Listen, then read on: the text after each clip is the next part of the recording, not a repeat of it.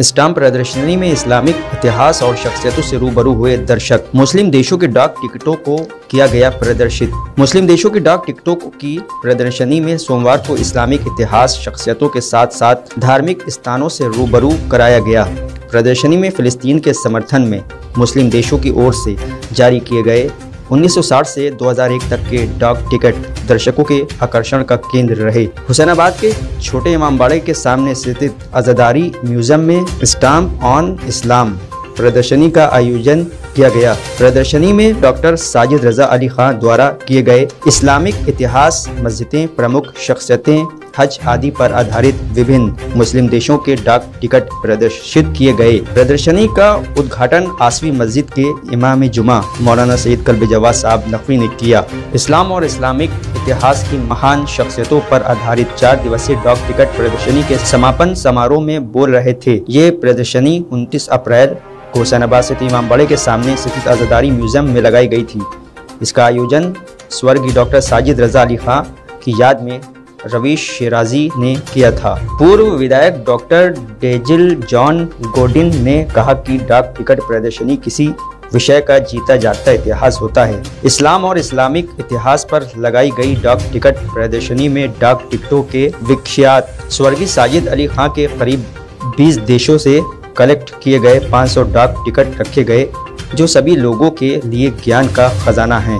इस मौके पर मसूद अब्दुल्ला साहब, हसन लाल साहब, मुकर्रम अली साहब और दीगर लोगों ने इस प्रोग्राम में शिरकत की और इस प्रोग्राम के बारे में अपनी राय और ख्यालात रखे। इस मौके पर हुज्जतुल इस्लाम अली जनाब मौलाना सैयद कल्बे जवाद साहब क़िबला ने इस प्रोग्राम का इफ्तिताह किया।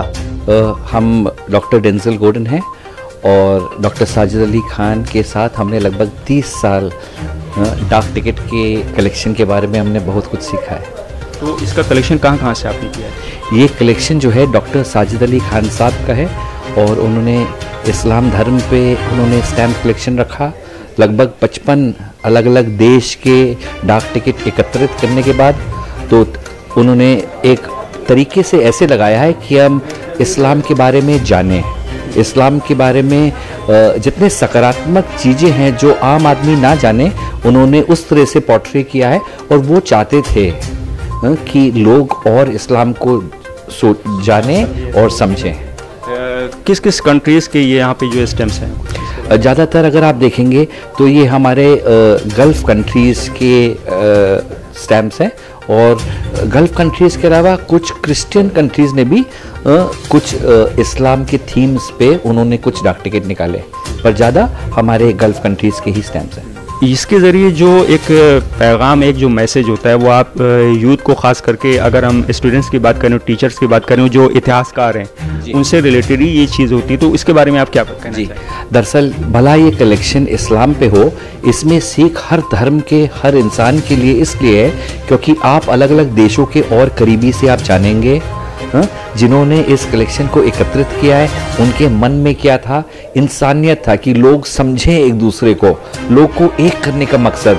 और डाक टिकट के कलेक्शन जब आदमी करता है, स्टैम्प कलेक्शन, तो उनको ज्ञान की भी आवश्यकता है, तो वो अलग अलग देश के बारे में पढ़ना पड़ता है, फिर उन देश के नागरिक के बारे में उनको समझना पड़ता है और फिर अलग अलग देश किस चीज़ पे वो ज़्यादा केंद्रित है या उनका जो है कौन सा वहाँ पे मेन जो उस देश से, चाहे पेड़ पौधे हों, चाहे तेल हो, तो उस देश से क्या प्राप्त होता है, क्या मिलता है बाकी दुनिया को, तो उस पे खान साहब ने काफ़ी काम किया है। आखिरी क्वेश्चन आपसे ये कि जो न्यू जनरेशन के लोग हैं, जो नौजवान हैं, जो पढ़ रहे हैं, जो आना चाहते हैं और देखना चाहते हैं यहाँ पर इस म्यूज़ियम में, जो आज़ादारी म्यूज़ियम है छोटे इमामबाड़े के सामने, उनको क्या मैसेज, क्या पैगाम आप देना चाहेंगे? आज़ादारी म्यूज़ियम, हमारे जितने भी युवा लोग हैं, अगर वो सीखने चाहते हैं अवध के बारे में, जानना चाहते हैं अवध के बारे में, समझना चाहते हैं अवध के बारे में, आवश्यक है कि आप एक बार यहाँ पे आए। फिलैटली हॉबी या डाक टिकट हॉबी, उसको कहते हैं हॉबी ऑफ किंग्स और किंग ऑफ हॉबीज़। तो शौकों का बादशाह और बादशाह का ये शौक़ है। जैसे हम लोग जानते हैं कई देशों के भी जो है बादशाहें या महारानी लोग ने भी डाक टिकट का शौक़ किया है। और ज़रूर जो है जितने भी युवा पीढ़ी है, ख़ास तौर लखनऊ उत्तर प्रदेश का, हम चाहते हैं कि जब आप लखनऊ आए तो हमारे आज़ादारी म्यूज़ियम अवश्य आए और देखिए कि हमारे संस्कृति से जुड़ा हुआ, लखनऊ के तहज़ीब से जुड़े हुए इतनी चीज़ें यहाँ पे है, इतिहास से जुड़े हुए, कि हम जाने अपने देश के बारे में। लास्ट आप मैसेज क्या देना चाहेंगे वो लोग जो आपको इस वक्त हुसैनी चैनल पर देख रहे हैं?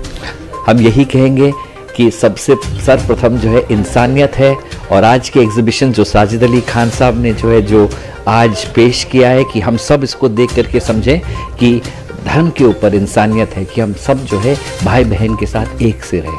देखिए, सबसे पहले तो हम ये कहना चाहें कि बहुत खुशी की बात है कि ये जो एग्ज़िबिशन है ये अवध के तीसरे ताजदार किंग मोहम्मद अली शाह, उनके बड़े इमामबाड़े का जो नौबत खाना है उसमें ये मुनक्किद है, यहाँ पर ये ऑर्गेनाइज़ किया गया है।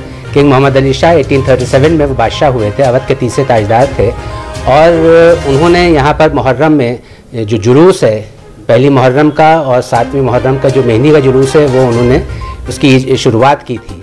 तो ये एक हिस्टोरिकल जगह तो है ही, उसके साथ ही साथ जो एग्ज़िबिशन है ये भी एक तरह से हिस्ट्री है। जो यहाँ पर जितने भी स्टैम्प्स हैं आप देखिए मुख्तलिफ़ कंट्रीज़ के हैं। उसके अलावा फिर अगर आप सीरीज़ देखिए तो रसूलुल्लाह सल्लल्लाहु अलैहि वसल्लम, हज़रत अली अलैहिस्सलाम और मुख्तलिफ़ जो हमारे आइम्मा हैं उन लोगों के सबसे रिलेटेड हैं स्टैम्प्स। तो जब ये एक स्टैम्प एक कंट्री से किसी दूसरी कंट्री में जाता है तो एक कल्चर को दूसरे कल्चर में वो पहुँचता है। तो सबसे पहली चीज़ तो ये है कि हम किसी दूसरे कल्चर को अडॉप्ट करते हैं, वहाँ के कल्चर को जानते हैं थ्रू स्टैम्प्स। तो ये बहुत बड़ी चीज़ है। तो जो भी यहाँ पर हमारे स्टूडेंट्स हैं, टीचर्स हैं, या और भी एक आम पब्लिक है, उन लोगों को इस तरह के एग्ज़िबिशन्स में आकर देखना चाहिए है, उससे महसूस होना चाहिए, और इससे उनकी काफ़ी नॉलेज जो है उसमें इजाफा होगा। रिलीजियस पॉइंट ऑफ व्यू से अगर देखें तो इसका क्या महत्व है? देखिए, हमें तो सबसे बड़ी चीज़ है कि इस्लाम के बारे में हमें मालूमात हो रही है। तो जो गैर मुसलमान हैं, जो हमारे मज़हब से ताल्लुक़ नहीं रखते हैं, उन लोगों को भी दिलचस्पी पैदा होगी और उनको मालूम होगा। जैसे मुहर्रम है, उसमें जैसे इमामबाड़े हैं, उसमें जो रोशनी होती है 7 मुहर्रम से और 9 मुहर्रम तक जो रोशनी होती है, उसकी वजह ही यही होती है कि रोशनी के ही ज़रिए जो है लोग जो है वहाँ आएँ, आके मुहर्रम में जो है मजलिस इमामबाड़े आएँ, उनकी ज़ियारत करें और मजलिस और मातम जो है वो सुने, और उसके अलावा जो है इमाम हुसैन अलैहिस्सलाम के बारे में या उनकी शहादत के बारे में जो है जानें।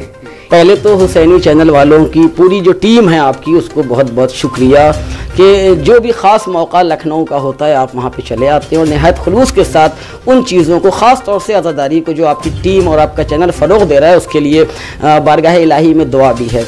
हमारे रविश भाई और मुकर्रम भाई ने जो ये स्टैम्प की जो एग्ज़िबिशन आज लगाई है यहाँ पे, ये अपने आप में बड़ी ख़ास चीज़ है। आज जो लोग अवध के ऊपर कुछ लिखते हैं तो उनको किताबें खंगालना पड़ती हैं, लेकिन आज यहाँ इतना आसान कर दिया है। ये 50 साल की मेहनत है जिसको आप एक लम्हे में देख सकते हैं। और ख़ास बात हमने जो यहाँ आके देखी वो हमारे फ़िलिस्तीन जो मुस्लिम कंट्री है उसका डाक टिकट यहाँ पर है, क्योंकि आज बहुत से कंट्री डिनाई कर रहे हैं कि फ़िलिस्तीन नाम का कोई शहर ही नहीं था, कोई कंट्री ही नहीं था।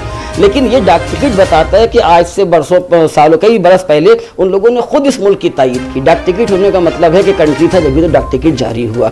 और मुख्तलिफ जो हमारे उलमा हैं उनके नाम से, ख़ानदान हज़रत गफ़राम आपके नाम से भी जो यहाँ पर स्टैम्प, उनकी फ़ोटो लगाई गई है, या मुख्तलिफ आइम्मा की पैदाश के मौके पर जो मुख्तलिफ कंट्री ने डाक टिकट जारी किए हैं, बखूबी उसको इन लोगों ने इकट्ठा किया है। ये अपने आप में बड़ी कोशिश है और उनकी पूरी टीम, मुकर्रम भाई, रवीश भाई की काबिल मुबारकबाद है। और एक बार फिर हुसैनी चैनल की पूरी टीम का बहुत बहुत शुक्रिया।